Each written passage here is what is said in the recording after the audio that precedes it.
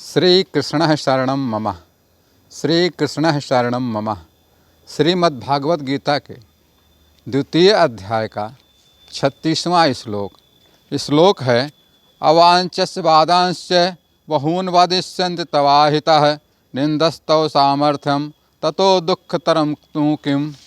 अर्थात अर्जुन, तेरे बैरी लोग तेरे सामर्थ्य की निंदा करते हुए तुझे बहुत से ना कहने योग्य वचन भी कहेंगे, उससे अधिक दुख और क्या होगा। कोई निंदा करे, आपका उपहास करे, इससे ज़्यादा निंदनीय, इससे ज़्यादा दुखदायी क्या हो सकता है। ये तो इसका अर्थ है। इसकी व्याख्या सुनिए दोस्तों। भगवान कृष्ण यहाँ अर्जुन से कहते हैं, हे पार्थ, तुम्हारे शत्रु अनेक प्रकार के कटु वचनों से तुम्हारी निंदा करेंगे, तुम्हारी कीर्ति का उपहास करेंगे, तुम्हारे सामर्थ्य का उपहास करेंगे।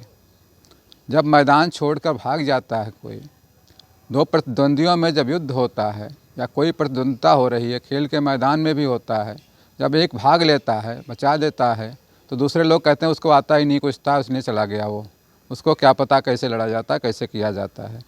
चाहे वो लाख सामर्थ्यवान हो, लाख क्षमताएँ हो उसके अंदर, लेकिन कोई उसको फिर भाव नहीं देता है।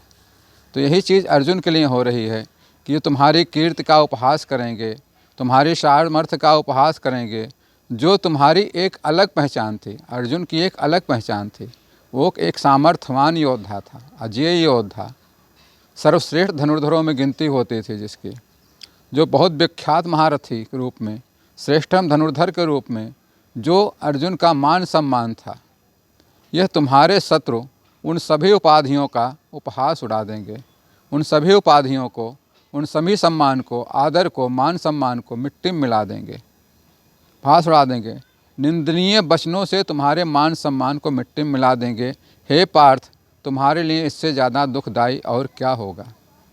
अर्जुन से कहते हैं भगवान श्री कृष्ण, हे पार्थ, यदि तुम युद्ध मैदान छोड़कर चले जाओगे, युद्ध क्षेत्र छोड़ चले जाओगे, तो तुम्हारे मान सम्मान, यश, कीर्ति, आदर का जो एक तुम्हारी अपनी एक पलक पहचान बनी हुई है, उसको तुम्हारे विरोधी, तुम्हारे शत्रु सारे निंदनीय वचनों से मिट्टी में मिला देंगे। तो तुम्हारे लिए उससे अधिक दुखदायी और क्या हो सकता है।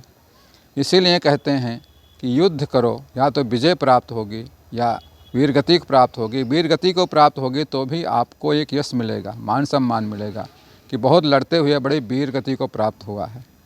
और विजय मिल जाती है, तुम्हारा मान सम्मान तो बढ़ना ही बढ़ना, अपने आप ही बढ़ेगा।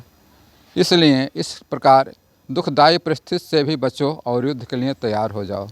भगवान कृष्ण यही कहते हैं कि तुम इन दुखदायी परिस्थितियों से बचने का प्रयास करो और युद्ध के लिए तैयार रहो, क्योंकि युद्ध करना ही तुम्हारा धर्म भी है, तुम्हारा स्वधर्म है, तुम्हारा कर्म है, और तुम्हारे लिए यही उचित है, न्यायपूर्ण है। युद्ध करोगे तभी सम्मान मिलेगा। युद्ध नहीं करोगे तो बेशक तुम दूसरों को बचाने के लिए चले जाओ, लेकिन लोग ये नहीं समझेंगे कि दूसरों को जान बचा करके चले गए, दूसरों को हत्या नहीं करना चाहते थे, बल्कि लोग यही समझेंगे कि तुम डर के मारे, भय से भाग लिए यहाँ से, और तुम भागना पड़ेगा। मित्रों, यही चीज़ आज की परिस्थितियों में भी है, आज के प्रसंग में भी देखते हैं। जब दो लोगों में कंपटीशन होता है, कोई आपका कंपटीटर है, कोई आपसे प्रतिस्पर्धा कर रहा है, तो अगर आप ये समझते हो कि हमारा अपना है या कोई और है, खास है, संबंधी है, और उसको छोड़ दे तो जाने दो, जीत जाएगा, अच्छी बात है, कोई बात नहीं है। लेकिन वो जीत के मेडल तो हासिल कर लेता है, परंतु आपको जो मिलता है, समाज ही कहता है इसको कुछ आता जाता ही नहीं था, क्या लड़ता, फालतू में चला गया वहाँ पर, इसको कुछ पता ही नहीं था।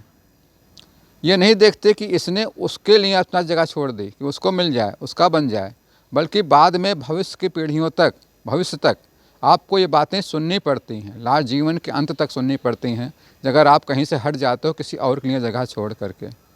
तो जहाँ आपका अधिकार है, जहाँ आपका कर्तव्य है, वहाँ आपको अपना अधिकार, अपना कर्तव्य भी लेना चाहिए, अपनी ड्यूटी भी करनी चाहिए। धर्म का, न्याय का जो सही तरीका है, सही रास्ता है, उस रास्ते पर हमेशा चलने का प्रयास कीजिए। इससे में जीवन में सदा मान मर्यादा है, सदा उच्चतम स्तर है, सदा सम्मान है, सदा यश है, कीर्ति है। बस मित्रों, 36वें श्लोक का इतना ही। इसके आगे फिर मिलेंगे। तब तक के लिए श्री कृष्णः शरणं मम। श्री कृष्णः शरणं मम।